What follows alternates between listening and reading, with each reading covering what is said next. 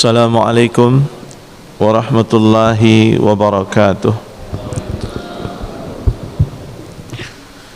Innal hamdalillah nahmaduhu wa nasta'inuhu wa nastaghfiruh wa na'udzu billahi min shururi anfusina wa min sayyiati a'malina.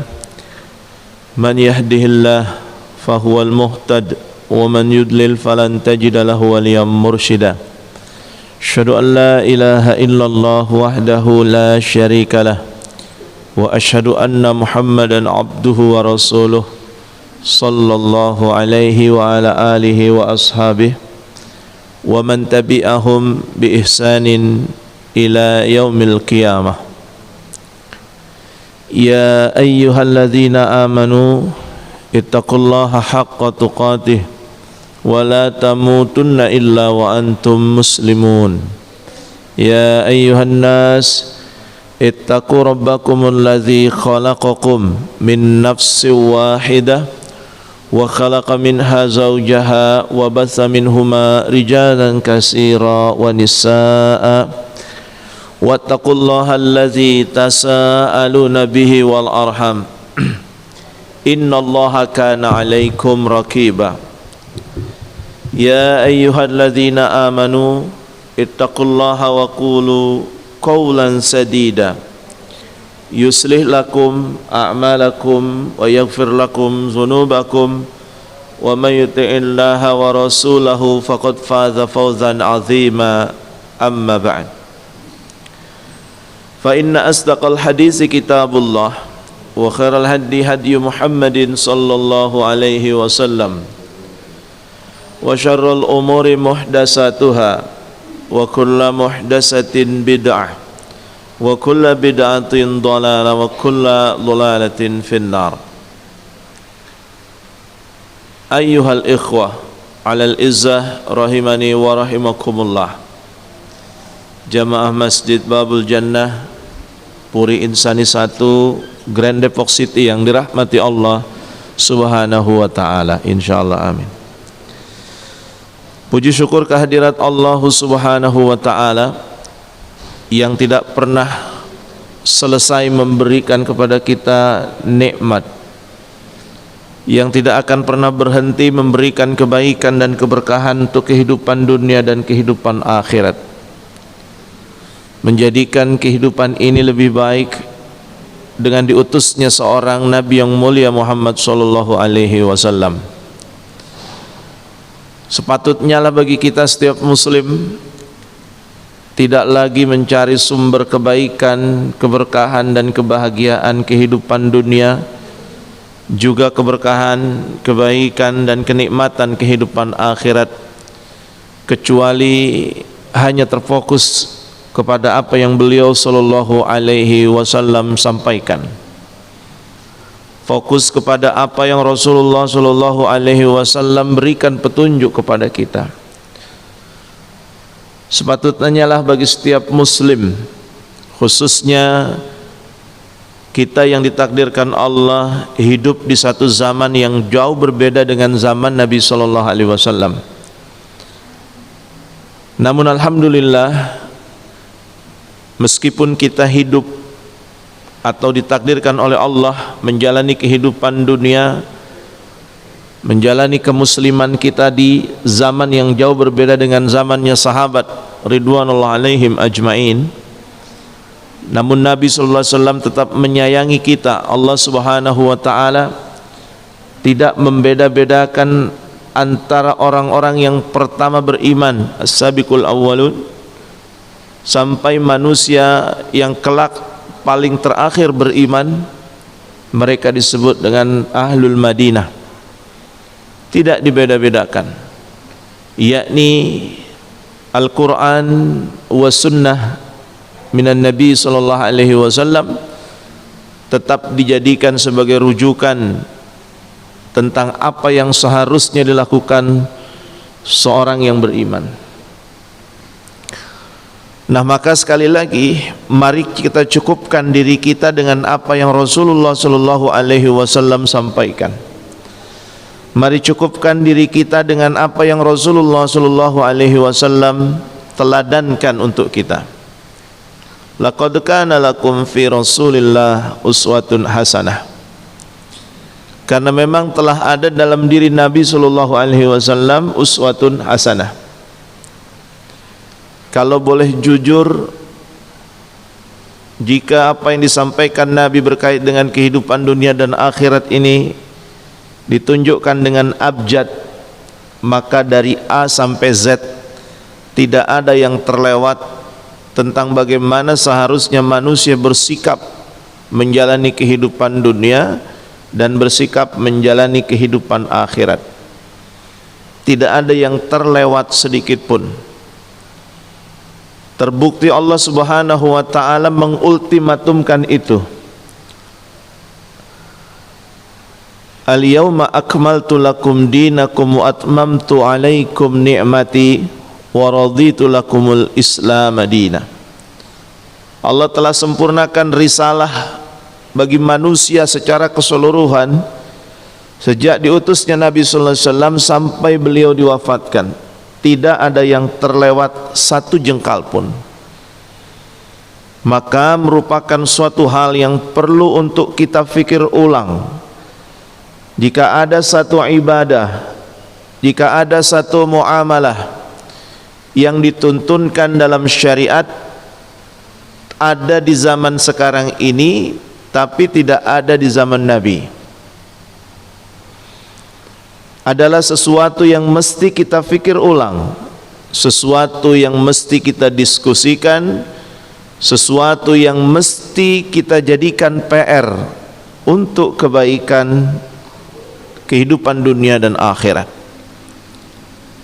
Maka pola berfikir seorang muslim itu mesti disederhanakan dengan merasa cukup atas apa yang Rasul sallallahu alaihi wasallam sampaikan kepada kita ala fahmis sahabah, sebagaimana apa yang dipahami oleh para sahabat ridwanullah alaihim ajmain. Kesederhanaan kita dalam memahami Islam akan melahirkan kemudahan. Artinya adalah kalau memang kita mesti cukup dengan kesederhanaan, kenapa mesti berlebihan? Merasa cukup saja. Katakanlah misalnya seseorang menginginkan kebaikan dalam ibadah salatnya, dia merasa kurang dengan 17 rakaat yang ditetapkan oleh Nabi sallallahu alaihi wasallam berupa aktivitas salat subuh, zuhur, asar, maghrib dan isya. Silakan mau dimulai dari mana? Dari zuhur, asar, maghrib, isya, subuh boleh. Dari isya kemudian ke subuh juga tidak jadi masalah. Apa yang diwajibkan oleh Rasul sallallahu alaihi wasallam dalam hal ini maksudnya Allah yang mewajibkan itu lewat penyampaian Nabi sallallahu alaihi wasallam berupa pelaksanaan ibadah salat 17 rakaat 5 waktu. Andai kita merasa kurang dengan itu, maka tidak perlu menambah jumlah yang 17 tadi menjadi misalnya 18,5. Subuh ini kan agak-agak berat, gimana kalau setengah rakaat saja? Terus ditambah dengan sholat zuhur 4 rakaat menjadi 5,5 rakaat misal. Atau subuh kita ini selalu beraktivitas pagi, gimana kalau 4, zuhur sibuk jadi cukup 2. Atau menambah maghrib ganjil agak kurang enak ini, gimana kalau kita genapkan jadi 4 misalnya itu. Jadi merasa cukuplah kita dengan apa yang dituntunkan syariat, titik. Namun Ustadz, saya merasa kurang kalau sehari semalam itu bersujud kepada Allah cuma 17. Bagaimana solusinya? Ada sholat sunnah, ada sholat duha, ada sholat qobliyah ba'diyah atau sholat rawatib, ada sholat malam atau qiyamul lail. Silahkan laksanakan yang sunnah jika kurang dengan yang 17. Pun ketika seorang muslim merasa kurang kalau puasa itu cuma setahun sekali, waduh puasa itu nikmat Ustadz, bukan cuma dapat pahala tetapi juga dapat kesehatan. ada poin-poin penting dalam kehidupan yang saya jalani ketika berpuasa. Sakit mah hilang, rezeki bertambah, misal contoh. Hidup lebih tenang, mampu menahan keburukan ketika hal itu datang. Karena kita sedang berpuasa, mampu menjadikan itu sebagai perisai atas keburukan yang mungkin bisa terjadi. Terus gimana Ustadz, kami kurang kalau setahun sekali puasa tuh. Udah setahun sekali, cuma sebulan lagi. Kami mau setiap hari. Bagaimana kalau puasa Ramadan ditambah jadi sebulan setengah? Jadi lebarannya 2 kali itu. Jangan ditambah, cukup. Kalau kita merasa kurang dengan puasa yang 1 tahun sekali tersebut, kita bisa lakukan penambahan dengan puasa sunnah. Ada ayyamul bid, ada puasa Muharram, ada puasa Senin dan Kamis. Begitu cara kita berpikir secara sederhana memahami syariat yang memang sudah mudah. Jangan ditambah, jangan dikurang, sesuai dengan apa yang telah ditetapkan Allah dan Rasulnya. Sempurna agama ini. Ustadz, kita kan juga kepengen kayak orang-orang tuh, masa ibadah sujud terus. Sesekali kita kan juga pengen tuh ada acara kumpul-kumpul rame-rame, bahagia, kumpul bersama keluarga. Ada enggak itu dalam Islam? Ada. Allah sudah tetapkan 3 hari raya untuk kita. Hari Jumat, terus Idul Fitri dan Idul Adha atau Idain. Itu hari raya yang sudah ditetapkan. Tapi Ustadz, kami kurang kalau cuman setahun sekali kumpul sama keluarga. Silaturahim itu bersama keluarga itu tidak dibatasi jumlahnya, silakan mau setiap hari dan sebagainya. Jadi artinya jangan sampai kemudian sesuatu yang kurang dalam perkara syariat ini kita kemudian mengarang satu aktivitas yang lain. Gimana kalau hari raya itu tambah 1 lagi, hari Jumat, Idul Fitri, Idul Adha, sama hari lahir, kita tambah dengan itu. Jangan cukup dengan apa yang disampaikan Nabi. Tapi kan baik Ustadz puasa di hari lahir. Lau kana khairan lassabaquna ilaih. Seandainya suatu perkara itu baik dalam syariat ini, pasti Nabi dan para sahabat telah mendahului kita mengamalkannya. Jadi mana lebih hebat kita dengan Rasul? Kalau saya mengakui lebih hebat Rasul. Mana lebih hebat kita dengan Abu Bakar radhiyallahu anhu? Kalau saya mengatakan lebih hebat Abu Bakar.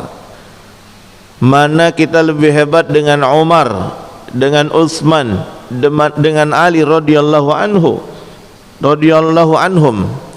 Lebih hebat mereka. Mereka lebih cerdas, lebih faham, lebih faqih, lebih saleh.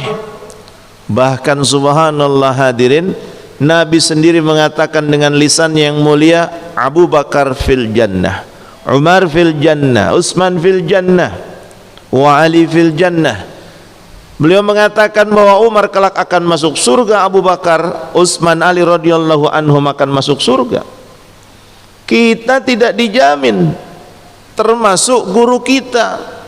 Kiai kita pun tidak pernah disebutkan Nabi. Nanti di akhir zaman tahun 2021 ada seorang kiai, ada seorang syekh, ada seorang habib, ada seorang ustadz namanya fulan bin fulan, hum fil jannah. Tidak ada sebutan itu. Jadi orang yang telah dijaminkan masuk surga oleh Nabi sallallahu alaihi wasallam, dengan kita yang belum jelas surganya, mana lebih baik? Mereka. Artinya adalah satu perkara yang sangat tidak mungkin ada kebaikan dalam syariat ini yang tidak dilaksanakan mereka, tapi kita melaksanakan. Kita tahu tapi mereka tidak tahu, ini aneh. Memang Al-Quran turun kepada Nabi setengah, kepada Imam Syafi'i setengah. Tidak. Al-yawma akmaltu lakum dinakum wa atmamtu alaikum ni'mati wa raditu lakumul Islam madina. Semua syariat Islam, Al-Quran dan tuntunan sunnah lengkap diturunkan kepada beliau sallallahu alaihi wasallam.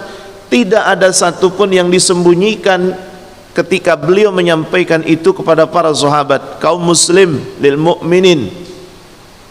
Tidak ada yang disembunyikan. Ayat ini kayaknya kurang cakep ini, umpetin dulu dah. Nanti pada saat menjelang akhir zaman Isa alaihissalam turun, baru nih ayat dikeluarin. Enggak, 114 surat itu sudah semuanya sempurna sudah. Apa yang menjadi petunjuk terkait dengan Al-Quran lewat lisan beliau pun sudah sempurna disampaikan. Tinggal kita pelajari, tinggal kita cari tahu, tinggal diamalkan. Al-ilmu qablal qawli wal amal. Nah, maka hadirin yang dirahmati Allah, mari menjadi seorang muslim yang berpikir sederhana namun menggunakan akal sehat.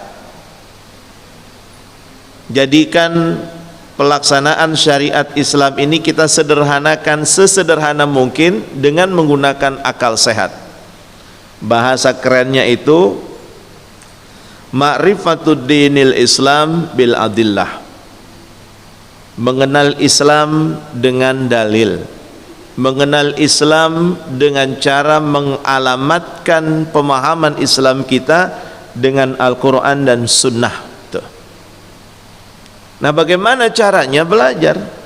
Lil ulama, datangi seorang ulama, berdoa kepada Allah, minta dituntun untuk tidak disesatkan oleh siapapun. Minta agar apa yang sampai ke telinga kita adalah sesuatu yang hak. Minta kepada Allah, memohon, bermunajat, meminta dengan amat sangat agar Allah tidak menuntun kita kepada jalan yang maghdub ataupun jalan yang dhalin. Sungguh-sungguh kita dalam perkara itu. Makanya amat sangat tidak mungkin Allah subhanahu wa ta'ala menutup syariat ini. Karena setiap waktu kita bermohon kepada Allah Azza wa Jal, ihdinas siratal mustaqim, siratal ladzina an'amta alaihim, ghairil maghdubi alaihim waladdallin. Minta kita kepada Allah itu. Nah, tinggal bagaimana hati kita ini mau menerima kebaikan itu atau tidak. Makanya hati-hati kita ini dengan apa yang telah disampaikan Nabi sallallahu alaihi wasallam. Dalam arti fahami dengan cara yang baik. Buat itu menjadi sederhana. Maksudnya berpikir sederhana dengan menggunakan akal sehat adalah merasa cukup dengan apa yang telah Allah dan Rasulnya sallallahu alaihi wasallam sampaikan kepada kita. Sudah cukup dengan cara itu. Ustadz, saya ini kan ingin mengamalkan ayat itu, mengamalkan dalil, inna bidzikrillah tatmainul qulub. Sesungguhnya dengan banyak mengingat Allah, dengan berzikir kepada Allah, hati menjadi tenang. Terus apa maksudnya? Saya ingin mengamalkan itu agar hati saya tetap dalam kondisi tenang. Tayyib, satu niat yang baik, satu cita-cita yang bagus, ingin menjadi tenang hati ini lewat petunjuk Al-Quran, yakni menjadikan zikir sebagai wasilah untuk memperoleh ketenangan hati. Muncul pertanyaan, bagaimana cara kita mengingat Allah agar hati menjadi tenang? Pertama, ketika seseorang melaksanakan apa yang Allah dan Rasulnya sallallahu alaihi wasallam perintahkan, sungguh ia dalam keadaan zikrullah. Dia sedang dalam kondisi mengingat Allah. Pun ketika ada yang dilarang oleh Allah dan Rasulnya sallallahu alaihi wasallam, dia meninggalkannya. Sungguh ia sedang berada dalam zikrullah, mengingat Allah. Baik dengan lisannya, dengan hatinya, atau dengan anggota badannya. Ada zikrullah, mengingat Allah dengan lisan. Maaf sekali, kita melihat ada wanita yang bukan mahram, terbuka auratnya. Hari itu lakukan zikrullah, hari itu ingatkan diri kita tentang apa yang diharamkan Allah. Maka ucapkan itu dengan lisan. Astagfirullah, nggak sengaja ngelihat. Nah makanya Bapak kalau kerja di perusahaan di mana di situ ada ikhtilat laki dengan perempuan, dan di situ ada wanita yang tidak berhijab, otomatis apa yang nampak dari sesuatu yang seharusnya ditutupi tapi tidak tertutupi, maka ketika mata memandang ingat Allah. Sebelah meja kita sekretaris tidak berhijab, ngajak ngobrol, Pak Yedi apa kabar? Baik Bu, alhamdulillah. Pak Yedi kok nunduk? Saya tanya, zikrullah ini. Iya, dengan anggota badan dia mengingat Allah. Kenapa? Karena ketika dia menatap lawan bicara yang tidak berhijab, nampak aurat baginya. Maksiat bukan maksiat, maka ingatkan diri kita kepada Allah. Apa itu? Inna rabbaka labil mirsad. Sungguh Allah subhanahu wa ta'ala benar-benar mengawasi. Pak Yedi jangan nunduk dong. Baik, saya tidak akan nunduk, saya akan menenggakkan kepala. Ambil koran. Ada apa Bu? Zikrullah. Kalau memang ternyata akhirnya kita ditarik dan menatap sesuatu yang bukan menjadi hak kita, zikrullah dengan lisan astagfirullah. Astagfirullah. Yang repot kalau pimpinan kita, atasan kita itu wanita yang tidak berhijab. Enggak menatapnya jadi masalah, menatapnya jadi masalah. Ayo, gimana solusinya? Gimana solusinya? Bilang aja lagi sakit mata, pakai kacamata hitam. Bohong jadinya, dusta. Bu, maaf saya tidak bisa menatap ibu karena dalam keyakinan saya aurat tidak boleh ditatap oleh laki-laki yang bukan mahram. Ibu ada aurat yang terlihat, saya khawatir betul, saya takut kepada Allah. Maka apakah lewat WhatsApp aja Bu ya? Jadi memang kata Nabi SAW, umatku yang hidup di akhir zaman itu ketika melaksanakan syariat Islam, ini Nabi yang bilang Pak ya, bukan saya ini, seperti memegang bara api Pak. So idealis tuh. Seperti memegang bara api, kita pegang kuat-kuat terasa panas, makin kita pegang kuat makin panas, makin melukai. Tapi ketika kita lepas bara api, kita akan kehilangan Islam, kita akan kehilangan ridho Allah, kita akan kehilangan sesuatu yang menjadi naungan kita kelak pada hari kiamat, Allah subhanahu wa ta'ala. Begitu keadaannya. Nah maka berusahalah maksimal untuk melaksanakan tuntunan syariat ini. Mudah? Mudah. Terus misalnya mengingat Allah dengan anggota badan. Bagaimana caranya? Wala tattabi'u khutuwatis syaitan. Jangan kita ikuti langkah-langkah syaitan. Yakni dengan mengikutkan atau memperturutkan seluruh keinginan kita. Padahal mungkin saja apa yang kita lakukan tersebut melanggar hukum syariat.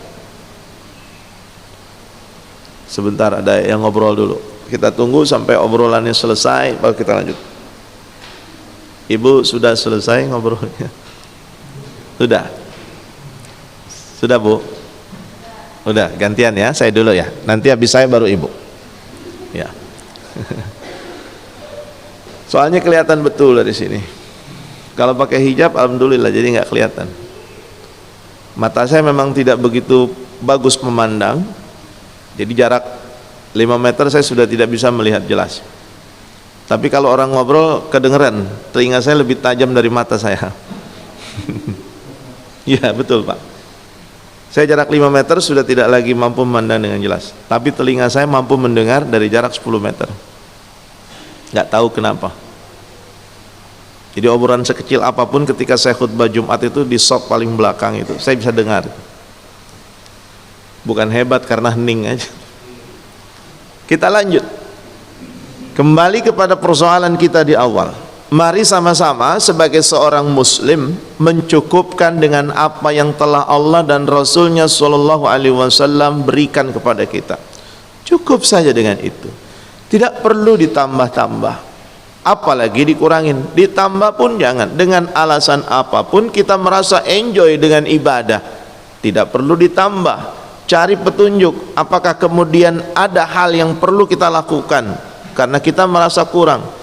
Ustadz, kalau cuma sholat subuh 2 rakaat itu saya kurang Ustadz. Sudah tambah dengan sholat sunnah qobliyah.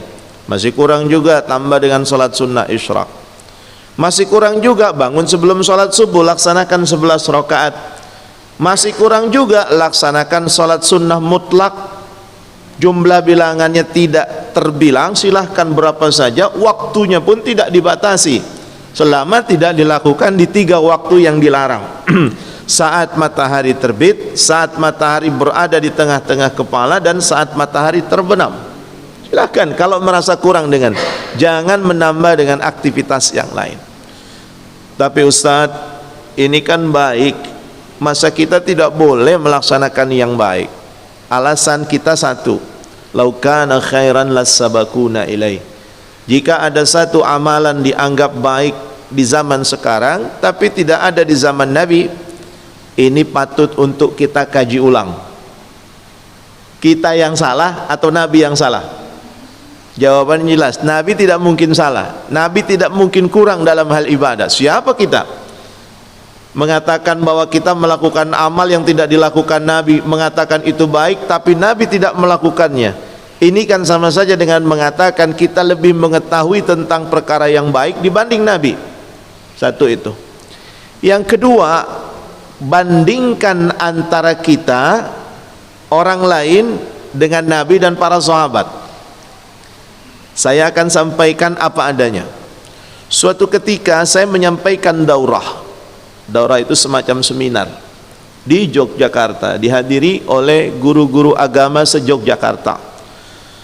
Sudah lampau, sudah lama sekali, di antara tahun 2004-2005, lama sekali itu. Nah, selesai kajian itu saya dihampiri oleh beberapa tokoh agama di situ. Jadi ingin berdiskusi singkat lah, sederhana, berdiskusinya singkat. Salah satu yang mereka sampaikan kepada saya waktu itu, mereka mengatakan, Ustadz, kami mohon pendapat Ustaz, apakah benar maulid Nabi itu bid'ah? Nah, itu pertanyaannya.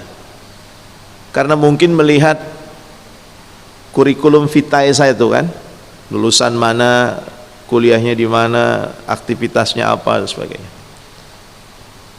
Jadi kayaknya ini Ustaz ini nggak maulid Nabi nih, kayaknya gitu. Maka mereka tanya. Saya menggunakan logika berfikir Al-Quran sebagaimana yang diajarkan Allah kepada Musa alaihissalam. Masih ingat apa yang diajarkan Allah subhanahu wa ta'ala kepada Musa alaihissalam ketika Fir'aun menyeru Musa alaihissalam, ana rabbukumul a'la, aku adalah Rabbmu yang paling tinggi. Fir'aun membuktikan bahwa dirinya adalah Tuhan ketika dipanggilkan 2 orang, satu dibiarkan hidup, satu dibunuh. Aku membiarkan orang ini hidup dan aku membiarkan orang ini mati. Aku bisa saja mengatakan dia mati, dia hidup, atau dia hidup, dia mati, atau sebaliknya. Jadi Fir'aun yang memegang kendali kematian seseorang untuk memberikan penegasan kepada Musa alaihissalam, bukti bahwa dia memang benar-benar Tuhan. Musa alaihissalam ketika menggunakan logika berfikir manusia, maka dia akan jawab, Fir'aun, yang dimaksud Tuhan itu adalah bukan orang yang mematikan saja, tapi menghidupkan. Kalau memang Engkau Tuhan, hidupkan orang yang tadi sudah mati. Kenapa Musa tidak jawab seperti itu? Karena suatu saat nanti akan muncul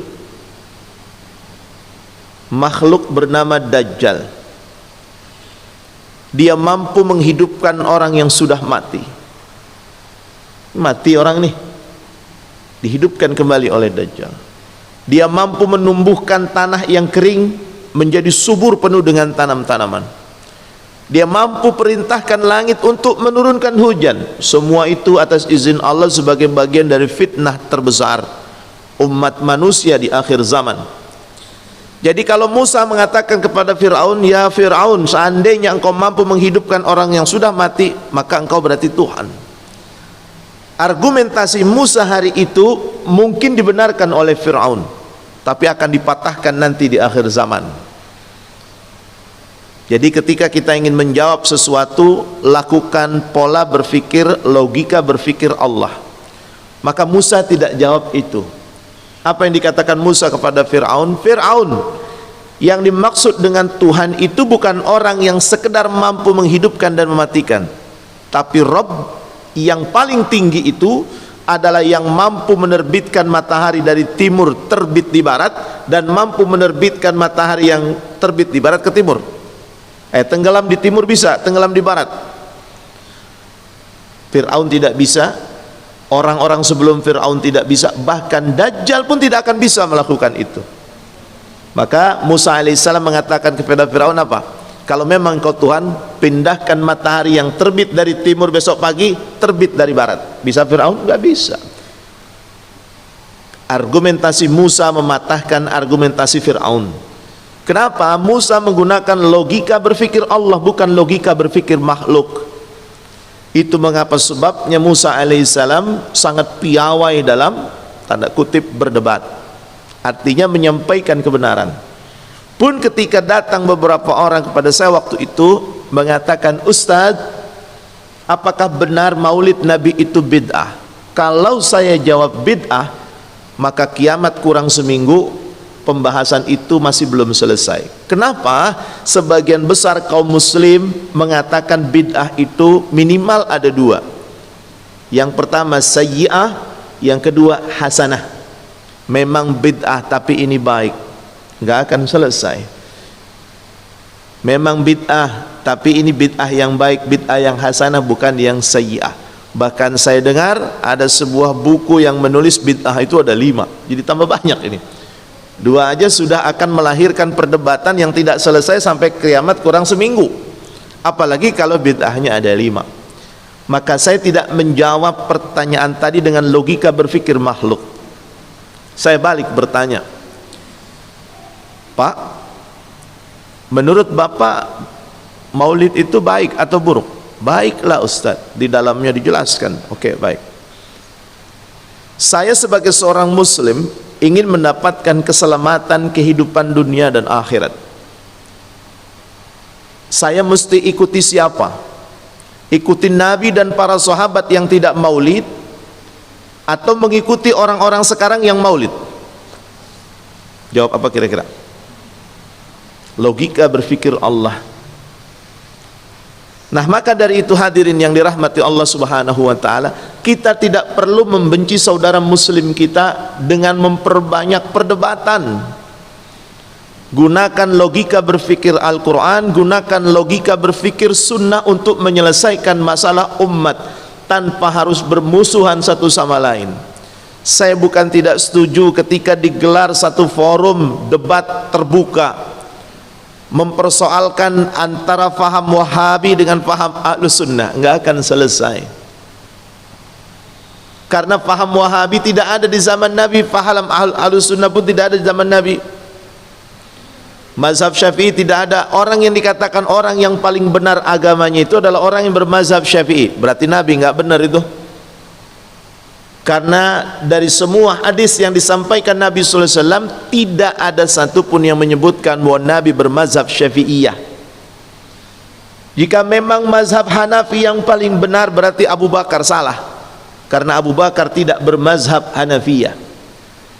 Artinya adalah silahkan Anda ingin bermazhab, ulama tidak mempersoalkan itu.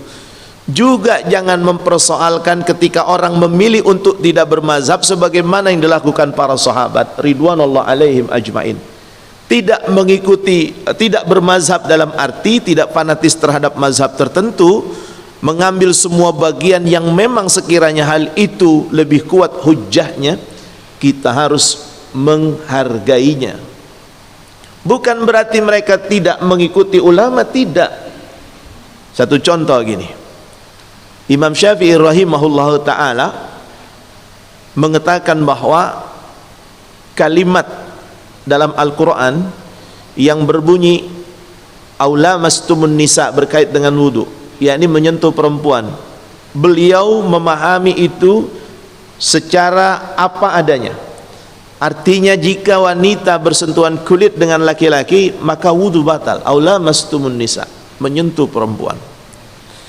Adapun kemudian Imam Abu Hanifah rahimahullah ta'ala mengatakan bahwa yang disebut dengan aula mastumun nisa itu bukan bersentuhan kulit tapi berjima. Beliau mengeluarkan hujjah dari sebuah ayat Al-Quran berkait dengan perkataan Jibril alaihissalam kepada Maryam. Itu pun ayatnya sama, kalimatnya ada kata lamasa yang artinya menyentuh. Maria mengatakan, bagaimana mungkin aku akan hamil? Aku belum pernah disentuh oleh laki-laki. Apakah mungkin wanita hamil ketika disentuh? Alhamdulillah hamil saya. Kenapa kemarin disentuh suami saya? Tidak. Nah, artinya lamasa panjang pembahasannya kalau dalam kaidah ilmu fikih mazhabul arba itu. Tapi secara singkat itu perbedaan misalnya. Lalu kemudian ada seseorang yang mengambil pendapat Imam Abu Hanifah dengan mengatakan bahwa yang dimaksud dengan lamasa tadi bukan bersentuhan kulit tapi berjima. Bolehkah? Boleh. Anda yang menginginkan pemahaman sebagaimana yang difahami oleh mazhab Syafi'iyah, silakan. Saudara kita yang memilih untuk meyakini bahwa yang dimaksud dengan lamasa adalah berjima, jangan juga diganggu. Al-ikhwanu akhul muslim. Maka sederhanakan pola berfikir kita dalam beragama, sederhanakan pola berfikir kita dalam memahami syariat, dalam arti menyederhanakan dengan merasa cukup dengan apa yang Allah dan Rasulnya Sallallahu Alaihi Wasallam syariatkan kepada kita. Nah, ini yang kadang-kadang kita merasa kurang dengan apa yang telah Allah dan Rasulnya tetapkan. Coba jujur, 1 kali 24 jam apakah ada yang terlewat dalam kehidupan kita terkait dengan sunnah Nabi? Jujur, pasti ada yang terlewat. Misalnya satu contoh, memakai sendal pakai kaki kiri apa pakai kaki kanan? Kanan. Melepasnya pakai, apakah kita sudah melaksanakan itu secara kontinu? Terkadang lupa karena buru-buru. Itu pun bagian dari sunnah. Untuk melepas memakai sendal saja kita masih sering lupa, masih harus terus diingatkan, masih sering lalai, apalagi kemudian kita fokus kepada perdebatan perkara-perkara yang besar yang seharusnya tidak perlu diperdebatkan. Memahami agama dengan baik akan melahirkan kebaikan. Ada lagi belakangan saya mendapatkan kiriman video dari beberapa teman. Videonya berisi tentang hujatan, menceritakan tentang bahwa kitab Sahih Bukhari dan Sahih Muslim itu yang aslinya itu di Saudi tidak ada karena sudah dimusnahkan tahun 1923 ketika terjadi penyerangan bangsa Inggris. Ini yang disampaikan oleh dia ya, kepada Saudi Arabia. Lalu dari situ muncul faham Wahabi katanya. Aduh, ini pertama orang ini gagal faham. Terus dia mengatakan kepada jamaah audiensnya itu, kitab yang asli dari Sahih Bukhari dan Sahih Muslim itu dibawa oleh ulama-ulama Indonesia yang waktu itu mondok di Saudi. Jadi mereka mondok di Mekah, mondok di Madinah. Ketika terjadi penyerangan mereka pulang membawa kitab yang asli. Kitab-kitab Sahih Bukhari dan Sahih Muslim yang ada di Saudi semua sudah dihancurkan, tidak ada yang tersisa. Yang asli ada di Indonesia. Ini orang lupa bahwa Sahih Bukhari dan Sahih Muslim mungkin bisa dihancurkan dari maktabah, mungkin bisa dimusnahkan, tapi tidak yang di sini. Ulama-ulama di masa itu, masyarakat muslim pada masa itu bukan cuma menghafal Quran tetapi juga menghafal hadis. Menghafal. Sama meskipun Al-Quran saat ini dihilangkan mushaf itu, terus apakah Al-Quran akan hilang? Tidak. Allah jaga, Allah pertahankan itu di kepala manusia yang memang benar-benar ingin menghafal Quran. Jadi mengatakan bahwa kitab Sahih Bukhari yang asli itu ada di sini. Aduh, saya katakan mainnya kurang jauh. Kopinya kurang pahit itu. Ini akan menjadi tidak masalah kalau dia bicara secara personal. Ini bicara di halayak ramai, ditayangkan, disaksikan oleh banyak orang, diliput, lalu dipublikasikan. Ini akan menjadi fitnah besar. Menarik lagi ketika kemudian yang hadir di situ adalah masyarakat NU dan masyarakat Muhammadiyah. Jadi kita Muhammadiyah melakukan pertemuan dengan masyarakat NU. Ini tidak jadi masalah, siapapun boleh ikut. Saya ingin menyoroti sesuatu yang seharusnya tidak dilakukan agar tidak terjadi perpecahan umat.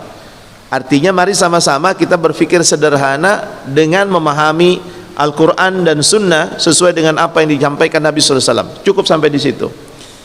Dia mengatakan bahwa ciri-ciri Wahabi itu adalah dia tidak maulid, dia anti maulid. Ciri-ciri Wahabi itu adalah tidak tahlilan. Dia lupa bahwa di situ ada Muhammadiyah yang tidak maulid dan tidak tahlilan. Nah, maka kita warga NU dan warga Muhammadiyah adalah warga Ahlus Sunnah yang real, yang murni berdasarkan petunjuk Al-Quran dan Sunnah. Dia lupa bahwa Muhammadiyah tidak tahlilan. Dia lupa bahwa Muhammadiyah tidak maulid. Nah, ini kan menyebabkan warga Muhammadiyah akhirnya memberikan komentar yang negatif kepada si pembicara. Nah, maksud saya adalah mari sama-sama kita selektif mencari guru satu. Yang keduanya, apa saja yang kemudian kita ingin sampaikan, landaskan ucapan kita, landaskan amalan kita itu berdasarkan sumber atau data yang valid. Jadi kalau memang kita ingin menyampaikan suatu sejarah tentang bagaimana Saudi Arabia, datanya harus valid. Dalam istilah ilmu fikih disebutnya jam'ul adillah, mengumpulkan dalil-dalil, mengumpulkan data-data. Jangan sembarang kemudian kita menyampaikan sesuatu tanpa data valid, kan jadi memalukan diri sendiri itu. Jadi dia mengatakan Muhammad bin Abdul Wahhab itu adalah seorang misionaris. Muhammad bin Abdul Wahhab itu ada dua. Satu, memang benar orang yang berusaha untuk menghancurkan Islam, tanda kutip. Satu, yang membela Islam.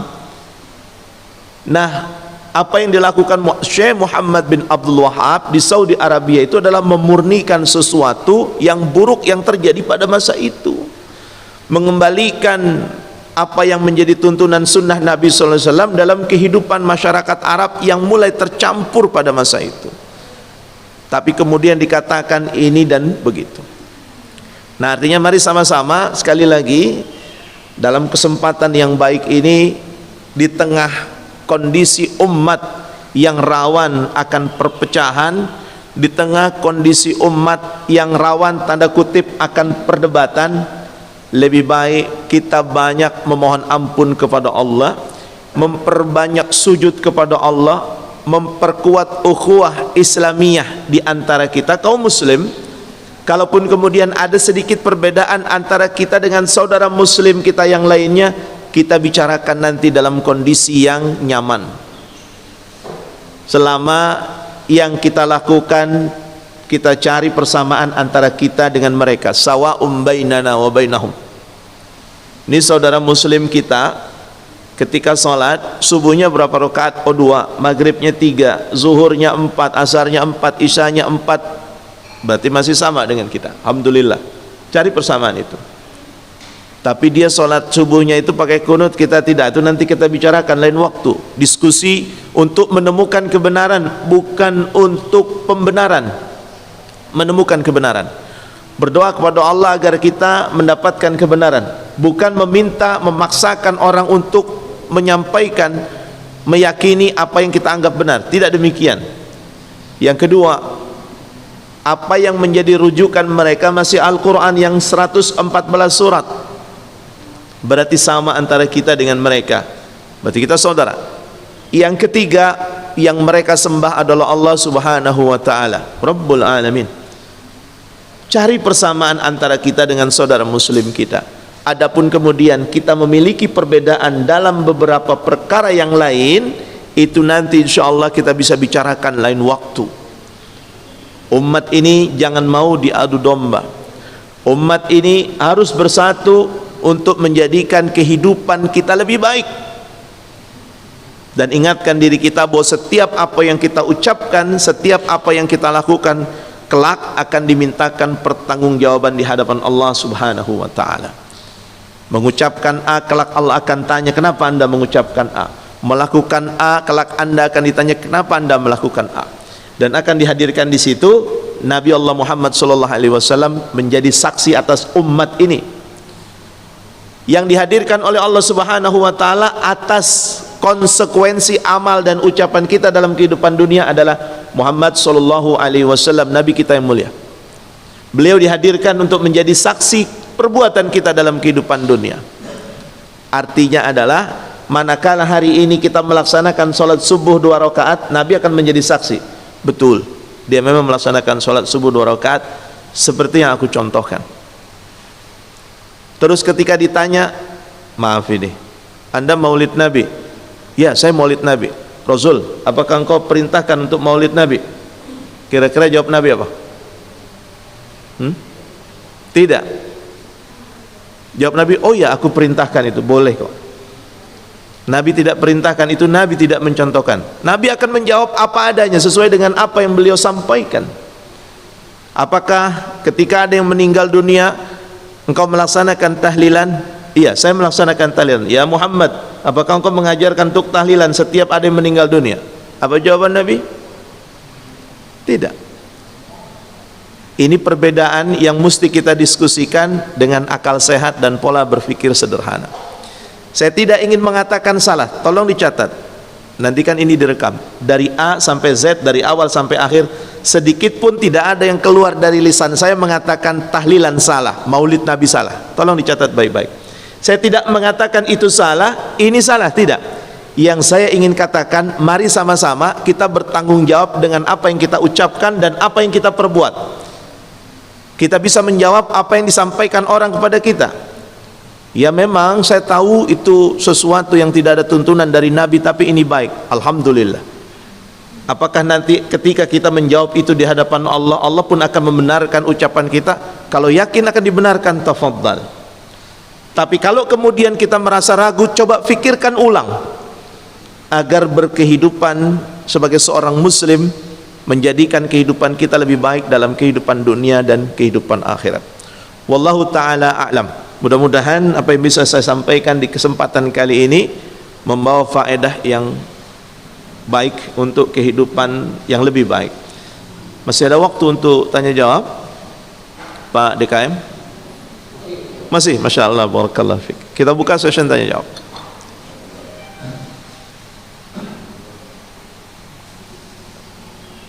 Ibu boleh nanya juga. Pak Haji silakan.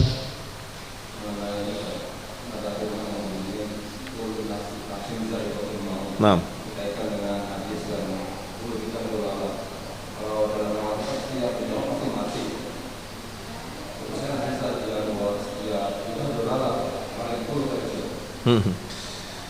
Baik, bahasa Arab itu tidak sesederhana yang kita bayangkan. Yang mesti ada dalam hati kita itu bahwa bahasa apapun tidak akan mampu diterjemahkan secara sempurna ke dalam bahasa yang lain. pola penerjemahan yang baik itu adalah pola yang mendekati makna. Pola yang mendekati makna. Artinya dalam kaidah bahasa Arab ada kata kullu, ada kata kulla misalnya. Ini yang paling mendekati dalam kalimat bahasa Indonesia itu apa? Maka diterjemahkan itu. Untuk memperkaya pemahaman. Misalnya Ar-Rahmanu 'alal arsy istawa. Ar-Rahman 'alal arsy istawa. Istiwa. Istiwa dalam bahasa Al-Qur'an ini, dalam bahasa Arab yang diturunkan tadi, kata yang paling mendekati dalam pemahaman bahasa Indonesia adalah bersemayam. Ya kan? Paling mendekati adalah Ar-Rahmanu 'alal arsy istawa. Allah Subhanahu wa taala beristiwa, bersemayam di arasy.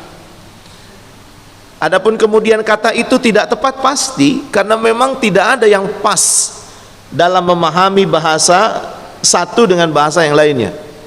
Jadi kalau bahasa ini disebutnya istiwa, bersemayam, itu pun tidak tepat 100%. Tapi itu kata yang paling mendekati apa yang dimaksud dengan kata istiwa tadi. Satu itu ya. Nah, maka ketika ingin memahami suatu bahasa, pahami diri kita bahwa tidak ada satupun bahasa yang mampu secara sempurna diterjemahkan ke dalam bahasa lain. Contoh, orang Arab mengatakan kata dalwun.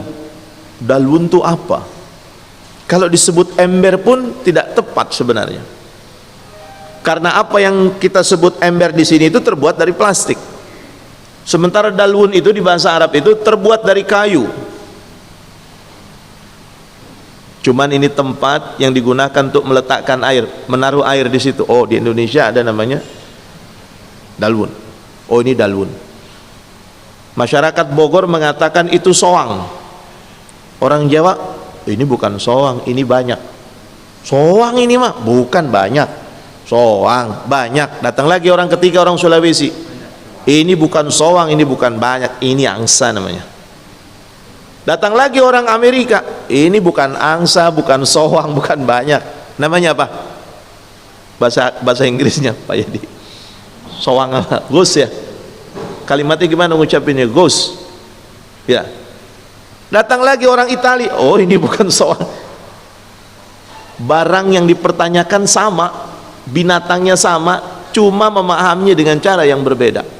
Sah-sah saja. Nah, maka untuk bisa memahami bahasa Arab, kita mesti menggunakan pemahaman orang Arab, karena mereka yang paling paham dengan bahasanya.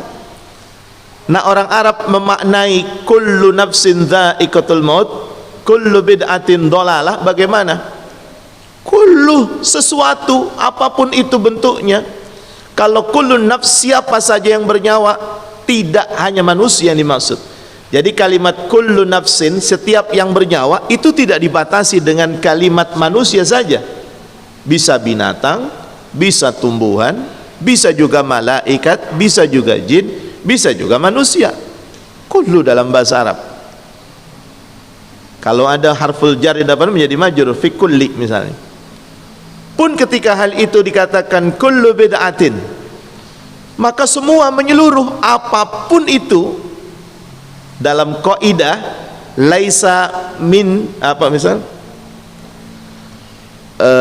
laisa amruna, atas apa yang diperintahkan Nabi, atas apa yang diamalkan Nabi, semuanya itu jika tidak ada tuntunannya, tidak ada contohnya, maka disebut dalam bahasa Arab bid'ah. Dalam bahasa hadis disebutkan bid'ah. Wa kullu bid'atin dhalalah, dan setiap kebid'ahan itu dhalalah. Yang mengatakan itu Nabi. Jangan kita anti dengan kata bid'ah itu. Kata bid'ah itu bukan kiai kita yang memberitahu pada kita. Kata bid'ah itu yang mempopulerkan itu bukan Ustadz Fulan bin Fulan, tidak. Kata bid'ah itu yang mempopulerkan adalah Nabi SAW. Nabi yang mengatakan itu. Apakah kemudian ada bid'ah hasanah dan ada bid'ah dolalah dalam kalimat itu? Jadi tidak semua bid'ah itu dolalah, ada juga yang hasanah. Harusnya Nabi mengatakan wa kullu bid'atin dolalah, illa, kecuali kecuali ada lagi dalam kalimat yang lain, misalnya ada yang hasanah, tapi ternyata tidak kita dapatkan perkara itu. Maka berarti dengan demikian apa-apa yang berkait dengan agama ini laisa alaihi amruna, yang tidak ada tuntunannya dari kami, Nabi tidak melakukan itu dan para sahabat tidak melakukannya, syariat ini menyebut perbuatan tersebut dengan perbuatan bid'ah. Keluar dari konsep apakah kemudian ada bid'ah dolalah dan ada bid'ah hasanah, itu ranahnya para ulama. Ranahnya para ulama, di mana kemudian ada yang mengatakan bid'ah dolalah dan bid'ah hasanah. Wallahu a'lam. Sehingga kalau kemudian ditanya konteks dari kata kullu dalam bahasa Arab itu tidak serta-merta kemudian mampu diterjemahkan dengan kalimat yang baik, kecuali bagaimana masyarakat Arab memahaminya. Sekarang masyarakat Arab memahami kata kullu bid'atin dolalah itu seperti apa? Ada yang tahu? Siapa yang lebih baik dalam memahami bahasa Arab? Orang non-Arab atau orang Arab? Orang Arab. Sehingga apa yang mereka pahami itulah yang seharusnya juga kita ikuti untuk kita pahami. Siapa yang paling memahami bahasa Indonesia dibanding orang non-Indonesia? Pada Indonesia. Siapa yang paling memahami bahasa Jawa dibanding orang non-Jawa? Orang Jawa. Sehebat apapun kita belajar bahasa Jawa, akan ada cengkok yang tetap tidak bisa pas itu. Akan ada sesuatu dalam pemahaman yang memang sulit untuk diterjemahkan ke dalam bahasa yang lain. Jadi kesimpulannya adalah sebenarnya dalam memahami agama ini kita cukupkan dengan apa yang Allah dan Rasulnya Shallallahu Alaihi Wasallam tetapkan dan diamalkan sahabat. Terlepas dari kemudian ulama berselisih tentang bid'ah hasanah dan bid'ah dolalah, kita singkirkan dulu. Ranah kita lebih persempit. Oh, saya cukup merasa dengan apa yang Allah dan Rasulnya contohkan, sudah. Makanya demi Allah, hadirin yang dirahmati Allah, apa sulitnya bagi kita untuk melaksanakan maulid? Bagi saya pribadi sangat mudah. Seandainya memang ada perintah langsung dari Nabi, saya akan memperjuangkan itu. Seandainya memang ada contoh dari sahabat melaksanakan maulid Nabi, saya akan laksanakan itu. Demi Allah, bukan perkara yang sulit. Saya cuma khawatir kelak Allah akan bertanya, kenapa anda melaksanakan maulid padahal Nabi tidak melaksanakan? Saya khawatir tidak bisa menjawab itu. Makanya saya menjaga diri saya untuk tidak maulid. Apa salahnya? Salahnya di mana? Akan menjadi masalah kalau saya mengatakan maulid itu sesat, maulid itu bid'ah, maulid itu salah. Tapi saya tidak pernah mengatakan itu. Yang saya katakan, saya hanya khawatir tidak mampu menjawab apa yang Allah tanya nanti di akhirat. Pada saat semua amal, semua ucapan akan dimintakan pertanggungjawaban. Itu saja yang saya khawatirkan. Sehingga akhirnya saya memutuskan untuk tidak maulid Nabi, untuk tidak tahlilan. Salah saya di mana? Ini satu contoh misalnya ya. Mohon maaf ini kepada jamaah yang mungkin masih belum bisa memahami tentang kaidah ini. Nah, artinya yang ingin saya sampaikan pada kita semua adalah kepada orang-orang yang tidak maulid, kepada orang-orang yang tidak tahlilan, jangan dibenci. Mereka hanya menjaga diri mereka untuk kelak tidak khawatir manakala Allah Subhanahu wa taala memintakan pertanggungjawaban atas apa yang mereka kerjakan. Pun saudara-saudara muslim kita yang melaksanakan itu, silahkan, itu akan bertanggung jawab dengan apa yang kelak akan Allah pertanyakan itu. Wallahu a'lam. Baik, terakhir, habis waktu. Cukup Pak Haji? Masya Allah, alhamdulillah. Masya Allah, baik. Mudah-mudahan apa yang bisa saya sampaikan di kesempatan kali ini ada manfaatnya. Mohon maaf atas segala kekurangan. Insya Allah, mudah-mudahan Allah berkenan untuk mempertemukan kita kembali di bulan Desember tahun 2021. Kita tunggu tanggal mainnya. Naktafi bihadza, subhanakallahumma wa bihamdik, asyhadu an la ilaha illa anta, astaghfiruka wa atubu ilaik. Assalamualaikum warahmatullahi wabarakatuh.